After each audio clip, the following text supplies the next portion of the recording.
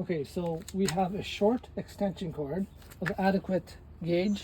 It's plugged in over there on a proper outdoor plug-in.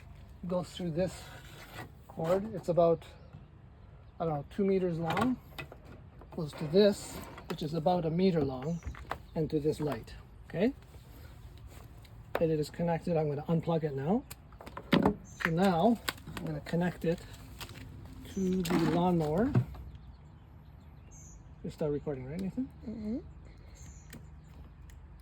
Okay, now it's plugged in.